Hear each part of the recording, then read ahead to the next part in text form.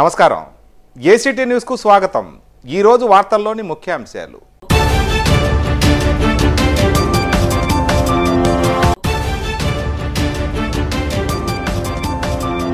ప్రపంచ స్థాయిలో వ్యవసాయ రంగం అత్యుత్తమ స్థాయికి తీసుకెళ్లటమే లక్ష్యం.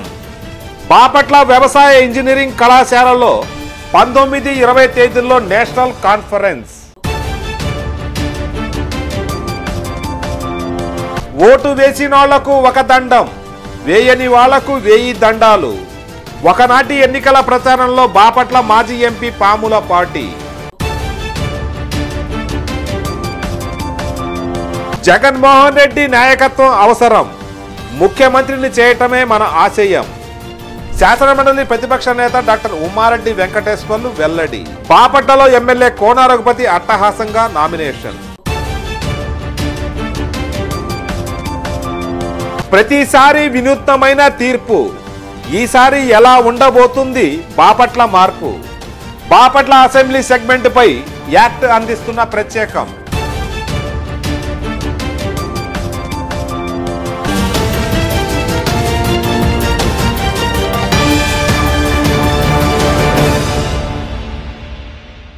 ప్రపంచ స్థాయిలో వ్యవసాయ విద్యను ఉన్నత ప్రమాణాలతో అత్యుత్తమ స్థాయికి తీసుకెళ్లేందుకు సరికొత్త విప్లవానికి శ్రీకారం చుట్టామని వ్యవసాయ విశ్వవిద్యాలయం dean of agricultural doctor J Krishna Prasad ji వెల్లడించారు.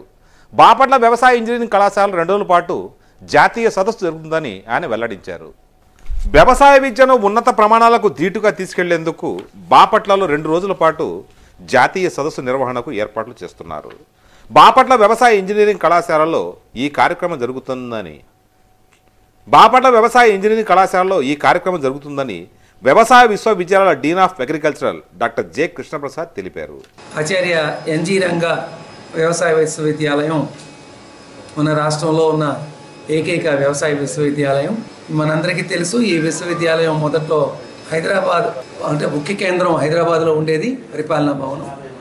ఇప్పుడు పూర్తిగా మనం రాష్ట్ర విభజన తర్వాత కేవలం మన ప్రాంతంలోనే, మన రాష్ట్రంలోనే ఉంది. గుంటూరులో పరిపాలనా కార్యాలయం ఉంది. ఈ యూనివర్సిటీకి మనకి వ్యవసాయ విద్య, వ్యవసాయ పరిశోధన, వ్యవసాయ విస్తరణ అనేటువంటి 3 ప్రధానమైన విభాగాలు ఉన్నాయి. ఈ మూడింట్లోనూ ప్రథమమైంది వ్యవసాయ విద్య. ఈ వ్యవసాయ విద్య ద్వారా మనకి భావితరాలకి అవసరమైనటువంటి నిష్ణాతులైనటువంటి మానవ వనరులు అంటే విద్యార్థుల రూపంలో, ప్రస్తుత విద్యార్థుల రూపంలో మనం వాళ్ళందరికీ శిక్షణ ఇచ్చి డిగ్రీలు BSc agriculture, MSc agriculture, PhD డిగ్రీలు వరకు ఇస్తున్నాము. వీళ్ళతో పాటు మనకి డిప్లొమా కోర్స్ కూడా ఉన్నది, వ్యవసాయ డిప్లొమా.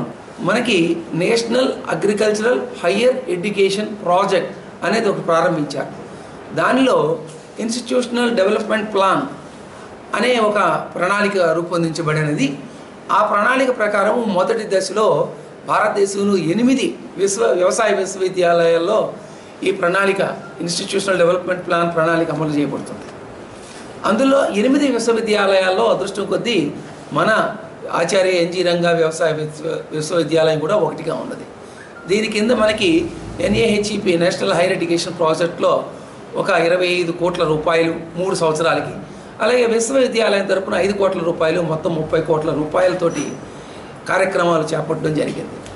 ఇందులో ప్రధానంగా భవిష్యత్తుకి అవసరమైనటువంటి మానవ వనరులను, సుశిక్షితులైన మానవ వనరులు అంటే విద్యార్థుల్ని, వాళ్ళని సుశిక్షితులుగా తయారు చేయాలి అనే సంకల్పంతో ఈ కార్యక్రమం చేపట్టాం. ఇందులో కొన్ని వ్యవసాయ పరిశోధన విద్యార్థులకి అవసరమైన వ్యవసాయ పరిశోధనకి అవసరమైనటువంటి పరికరాలు, అలాగే విద్యార్థులకి తర్వాత అధ్యాపకులకి కూడా విదేశాల్లో మంచి శిక్షణ, అధునాతన పద్ధతుల్లో శిక్షణ ఇప్పించాలని నిర్ణయం జరిగింది. ఈ ప్రణాళికలో భాగంగానే ఒక కాన్ఫరెన్స్ కూడా జాతీయ స్థాయిలో జరపాలని నిర్ణయించడం జరిగింది.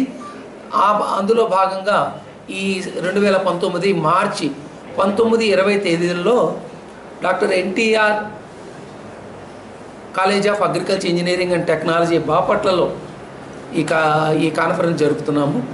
ఈ కాన్ఫరెన్స్కి ముఖ్యంగా ఈ కాన్ఫరెన్స్ ఉద్దేశం ఏంటంటే ఈ ప్రస్తుతం ఉన్న విశ్వవిద్యాలయాలు, వ్యవసాయ విశ్వవిద్యాలయాలు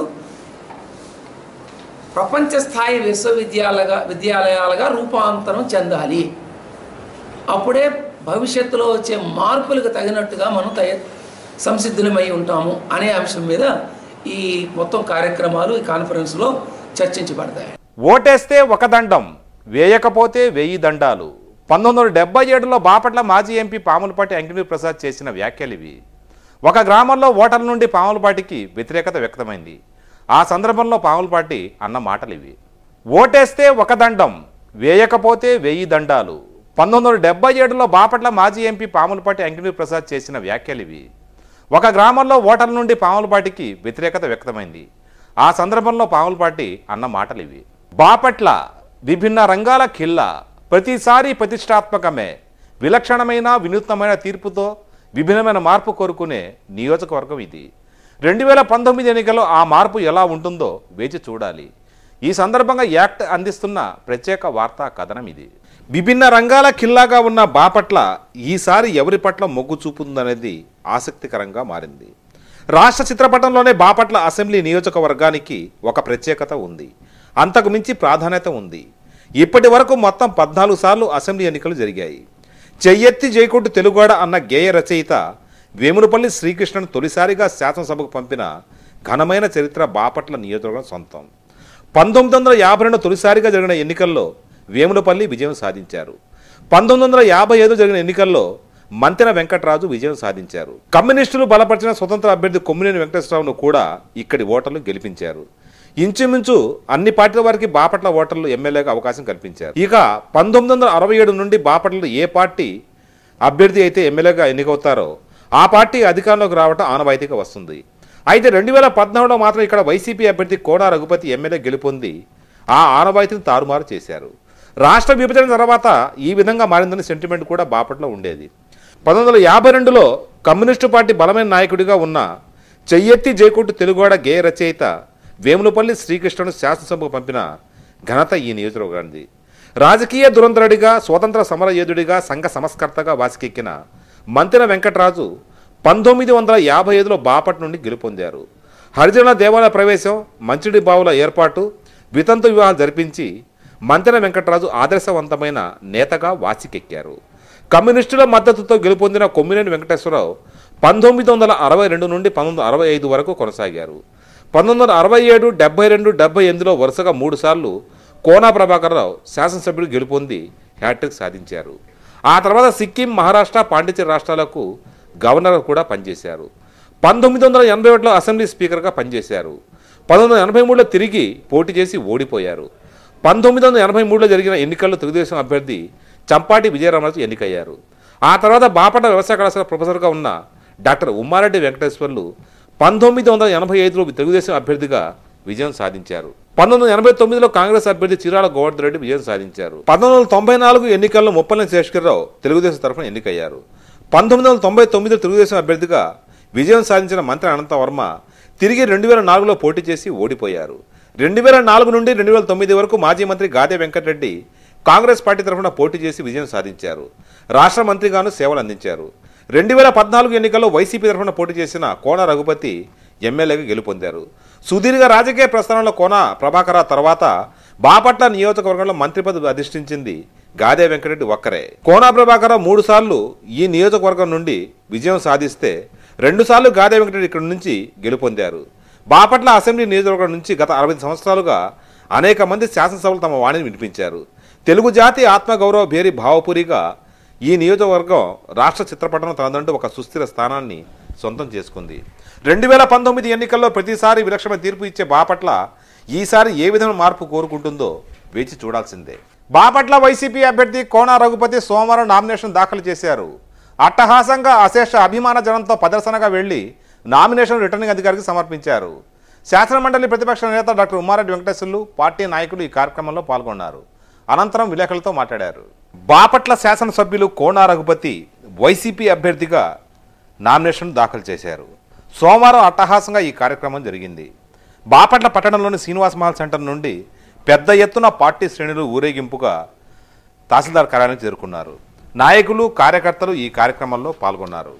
శాసనమండలి ప్రతిపక్ష నేత డాక్టర్ ఉమ్మారెడ్డి వెంకటేశ్వర్లు తదితరులు ఈ కార్యక్రమంలో పాల్గొన్నారు. ముందుగా ఈరోజు ఇంత పెద్ద ఎత్తున ప్రజలందరూ ఆశీర్వదించడానికి నాతో కలిసి ఈరోజు ఈ నామినేషన్ కార్యక్రమం విజయవంతం చేసేదానికి ప్రతి ఒక్కరికి కూడా ధన్యవాదాలు తెలియజేస్తున్నాం. ఈరోజు బాపట్లని బావపూడి జిల్లా తీసుకునేటువంటి క్రమంలో మేమందరం ఉన్నాం మీ వెంట అని చెప్పి ఒక నమ్మకాన్ని కలిగజేస్తూ ఈరోజు ఈ కార్యక్రమాన్ని ఇంత పెద్ద ఎత్తున వచ్చిన ప్రతి వ్యక్తికి, ప్రతి అభిమానికి, వైఎస్ఆర్ కాంగ్రెస్ పార్టీ నాయకులకి అందరికీ కూడా మనస్ఫూర్తిగా వారందరికీ కూడా ధన్యవాదాలు తెలియజేస్తున్నాం. అలాగే వైఎస్ జగన్మోహన్ రెడ్డి గారు ఈరోజు రెండోసారి నా మీద నమ్మకం వచ్చి ఈ ప్రాంతానికి ప్రాతినిధ్యం వహించడానికి పార్టీ తరఫున నాకు అవకాశం కల్పించిన దానికి వారికి కూడా కృతజ్ఞతలు తెలియజేస్తున్నాం. వైఎస్ జగన్మోహన్ రెడ్డి గారు ఈరోజు ప్రతి ఒక్క ఇంట్లో ప్రతి ఒక్క నోట ఈరోజు నా నుండి ఏంటంటే ఈరోజు జగన్కి ఒక అవకాశం ఇవ్వాలనేటువంటి మాట ప్రతి ఇంట్లో మాట్లాడుతూ ఉన్నారు. ఈరోజు చంద్రబాబు నాయుడు పరిపాలన చాలు, ఇంకా జగన్మోహన్ రెడ్డి గారికి ఒక అవకాశం ఇవ్వాలనేటువంటి మాట ఈరోజు వినపడుతూ ఉంది. ఈరోజు జరిగేటువంటి యుద్ధం చంద్రబాబు నాయుడు వర్సెస్ జగన్మోహన్ రెడ్డి గారే ఉంటుందనేటువంటి విషయాన్ని కూడా మనం అందరం గమనించాలి. ఈరోజు ఒక విశ్వసనీయతని కోల్పోయినటువంటి చంద్రబాబు నాయుడు ఒక పక్క అయితే, విశ్వాసానికి చెప్పిన మాట మీద నిలబడడానికి పేరు పెట్టినటువంటి వ్యక్తి శ్రీ వైఎస్ జగన్మోహన్ రెడ్డి గారు. ఈ వ్యత్యాసాన్ని గమనించిన ప్రజలందరూ కూడా జగన్మోహన్ రెడ్డి గారికి ఒక అవకాశం ఇవ్వాలి, వారిని ముఖ్యమంత్రిగా చూడాలనేటువంటి తాపత్రయం ఈరోజు ప్రతి వ్యక్తిలో కనబడుతోందనంటే అది ఆయన ఈ 5 సంవత్సరాల్లో ఒక ప్రతిపక్ష నాయకుడిగా ఆయన సాధించినటువంటి విజయం అని చెప్పి నేను అనుకుంటా ఉన్నాను. ప్రతి మనిషి మనసు గెలుచుకున్నటువంటి జగన్మోహన్ రెడ్డి గారు ఒక ఆత్మస్థైర్యాన్ని నింపి ఒక ప్రతిపక్ష నాయకుడిగా ఒక పట్టుకోని దీక్షతో ప్రజల్లోనే ఉంటూ ప్రజా సమస్యలను ఎప్పటికప్పుడు ఎండగొడుతూ ఏదైతే వాగ్దానాలు చేసి ఓటుకు వాగ్దానాలు చేసి అధికారంలో కూర్చుంటే చంద్రబాబు నాయుడిని ప్రజల తరఫున ఎప్పటికప్పుడు నిలదీస్తూ ఒక ప్రతిపక్ష నాయకుడిగా అద్భుతమైనటువంటి పాత్ర పోషించిన జగన్మోహన్ రెడ్డి గారు ప్రజల మనసు గెలుచుకున్నారు. ఈసారి అధికారపూర్వకంగా వచ్చి ఒక ముఖ్యమంత్రి హోదాలో తప్పకుండా ప్రజారంజక పరిపాలన జరుగుతుందనేటువంటి నమ్మకం మా అందరికీ ఉంది. ఈరోజు పెద్దలు ఉమ్మారెడ్డి వెంకటేశ్వర గారు కూడా స్వయంగా వారు వచ్చి నన్ను ఆశీర్వదించి ఈ కార్యక్రమాన్ని విజయవంతం చేసడానికి వారికి కూడా మనస్ఫూర్తిగా వారికి ధన్యవాదాలు. రెండవసారి చిరంజీవి కోనార్ రఘుపతి ఇక్కడ అసెంబ్లీ అభ్యర్థిగా వైఎస్ఆర్ కాంగ్రెస్ తరఫున ఆయన నామినేషన్ దాఖలు చేయడం చాలా సంతోషం. గతంలో ఈ విధంగా 2014లో ఆయన నామినేషన్ దాఖలు చేసి మంచి మెజార్టీతో గెలుపొందడం జరిగింది. ఇవాళ ప్రజా వాతావరణం చూస్తే రాష్ట్ర వ్యాప్తంగా గతంలో కంటే కూడా అధిక మెజారిటీతోటి ఇవాళ ప్రజలందరూ గెలుచుకునేటువంటి ఇవాళ ఒక్కటే ప్రజల నోట ఎక్కడ వినపడ్డా ఇవాళ దోపిడీ రాజ్యం జరుగుతూ ఉంది, రాజ్యాంగం విలువలేని రాజ్యం జరుగుతూ ఉంది, అక్రమాలకి చోటు ఇచ్చినటువంటి మరి రాజ్యం జరిగింది. కాబట్టి ఈ రాజ్యం పోవాలి, నీతి నియమాలతో పరిపాలించగలిగిన శక్తి జగన్మోహన్ రెడ్డి గారికి ఉంది.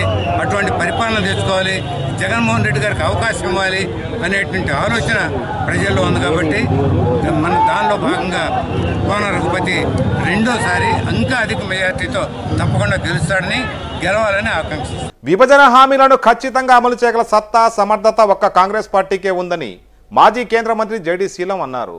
రాహుల్ గాంధీ నాయకత్వంలో కేంద్రంలో కాంగ్రెస్ ప్రభుత్వం ఏర్పడట ఖాయమని ఆయన అన్నారు. బాపట్ల నియోజకవర్గ కాంగ్రెస్ పార్టీ కార్యకర్తల సమావేశంలో జేడీ శీలం ప్రసంగించారు. విభజన హామీలను ఖచ్చితంగా అమలు చేయగల పార్టీ ఒక కాంగ్రెస్ పార్టీ మాత్రమేనని మాజీ కేంద్ర మంత్రి జేడీ శీలం అన్నారు. బాపట్ల ఎన్జీఓ హోంలో జరిగిన బాపట్ల నియోజకవర్గ కాంగ్రెస్ పార్టీ కార్యకర్తల సమావేశంలో ఆయన ప్రసంగించారు.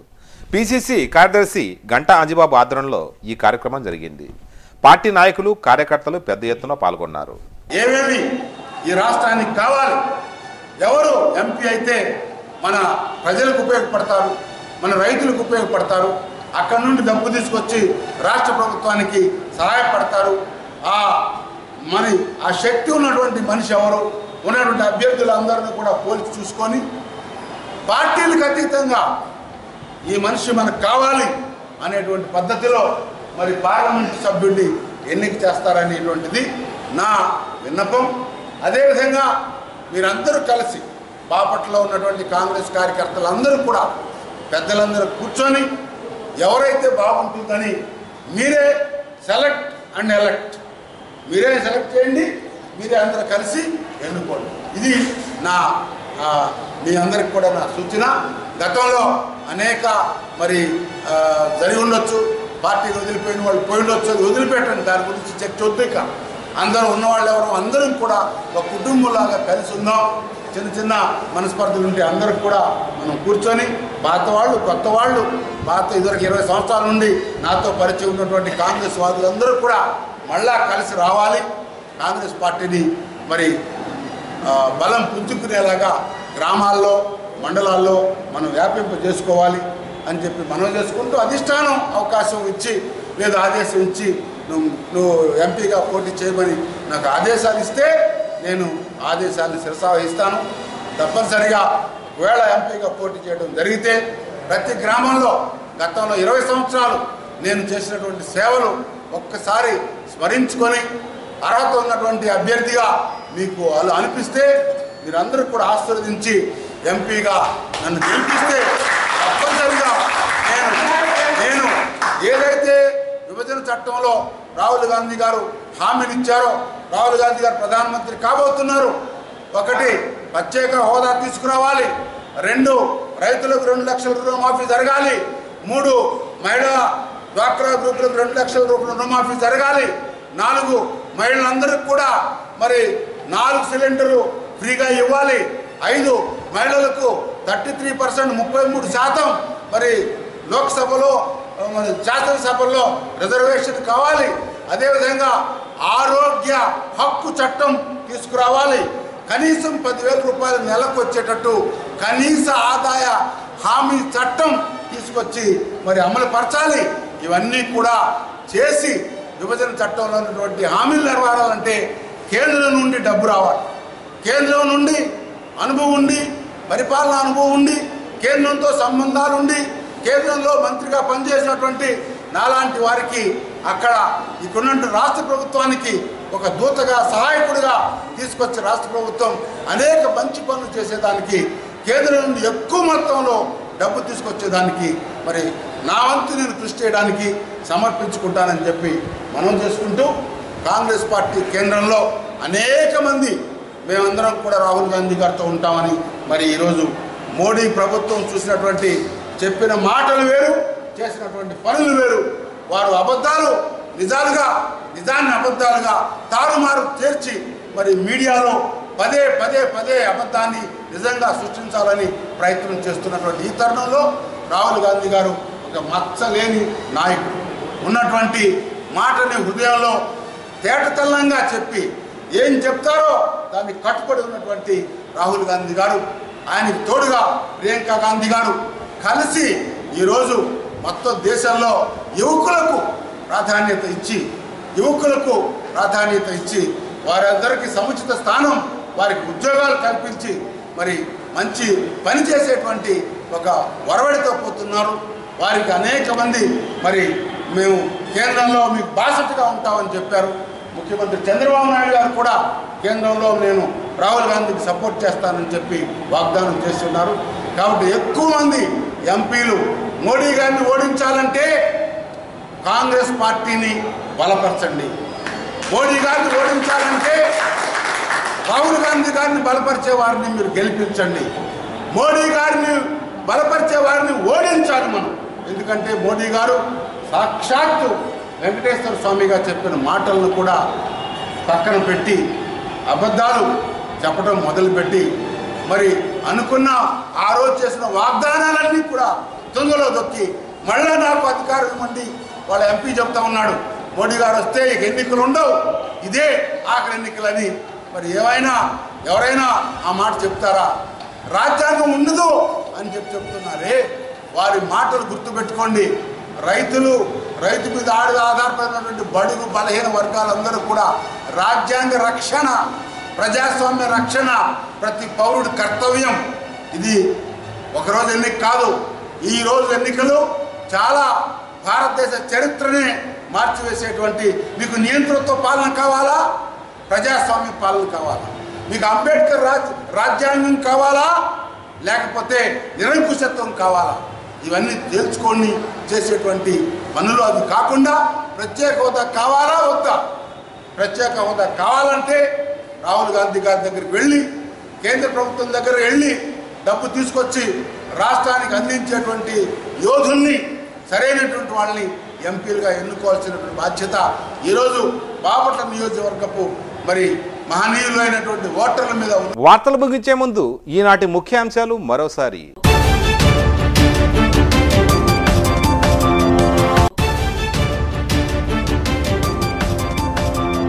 ప్రపంచ స్థాయిలో వ్యవసాయ రంగం అత్యుత్తమ స్థాయికి తీసుకెళ్లటమే లక్ష్యం. బాపట్ల వ్యవసాయ ఇంజనీరింగ్ కళాశాలలో 19-20 తేదీల్లో నేషనల్ కాన్ఫరెన్స్. ఓటు వేసినోళ్లకు ఒక దండం, వేయని వాళ్లకు 1000 దండాలు. ఒకనాటి ఎన్నికల ప్రచారంలో బాపట్ల మాజీ ఎంపీ పాముల పార్టీ. జగన్మోహన్ రెడ్డి నాయకత్వం అవసరం, ముఖ్యమంత్రిని చేయటమే మన ఆశయం. శాసనమండలి ప్రతిపక్ష నేత డాక్టర్ ఉమ్మారెడ్డి వెంకటేశ్వర్లు వెల్లడి. బాపట్లలో ఎమ్మెల్యే కోన రఘుపతి అట్టహాసంగా నామినేషన్. ప్రతిసారి వినూత్నమైన తీర్పు, ఈసారి ఎలా ఉండబోతుంది బాపట్ల మార్పు. బాపట్ల అసెంబ్లీ సెగ్మెంట్ పై యాక్ట్ అందిస్తున్న ప్రత్యేకం.